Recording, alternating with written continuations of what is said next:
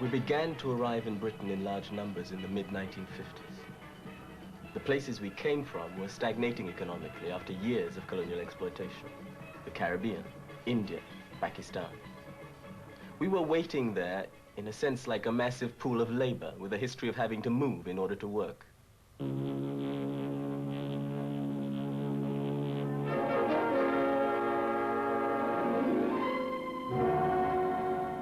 In 1954, about 10,000 West Indians came to Britain.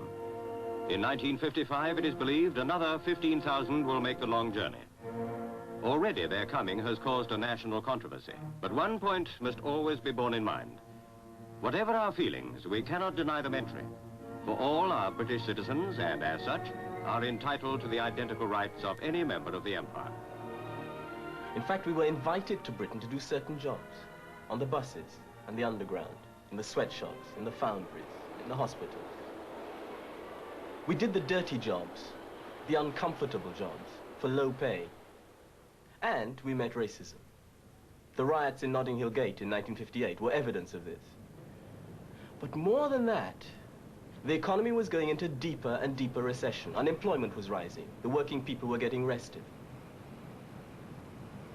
Among other things, the state reached for the weapon of racism. And by 1962, the first in a series of immigration acts was passed.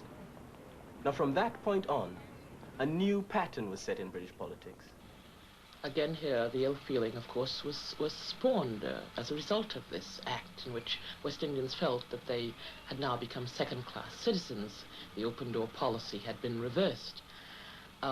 What is important to recognize now, it's not so much their feeling directed against the act as such, because they're responsible, the act is law, they're fighting to repeal it, but the consequences of the act, namely, the fact that the population at large, because of the whole propaganda against the West Indians, regard them as second-class citizens, and they themselves, on the job, in virtually every sphere of life, find this difficulty since the Immigration Act in terms of discrimination, color bar housing, etc., etc.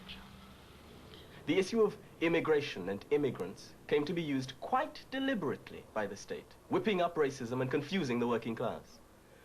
So that despite the fact that immigration has been effectively stopped, and despite the fact that we've proved our worth to the economy, we are still the target of a very mischievous and hypocritical debate about our presence here, our right to be here. The picture is not that of a province or corner of a country occupied by a distinct and growing population, though that would be perilous enough. The picture is of the occupation more and more intense of key areas, and it may be added of key functions, in the heartlands of the kingdom. And I think it means that people are really rather afraid that this country might be rather swamped by people with a different culture. And you know, the British character has done so much for democracy, for law, and done so much throughout the world, that if there's any fear that it might be swamped, people are going to react and be rather hostile to those coming in. We will fight you back, and we'll fight you with every bone, every nerve, every feeling, every ounce of blood we've got. We will have our country back! There can't be any doubt that in many areas we have reached the absorptive capacity in respect of new immigrants. The load on our educational system, to say nothing of housing, health and welfare, is such that the strictest control is now necessary, and this is true irrespective of where the immigrants might come from. This would be true if they were coming from... Looked at in terms of the history of race and immigration in this country, it says one thing to me. It says that what Enoch Powell says today, the Conservative Party says tomorrow, and the Labour Party legislates on the day after, with slight modifications. I don't believe there is any person in this room who could be sincere that the Labour Party would be a vehicle for our freedom.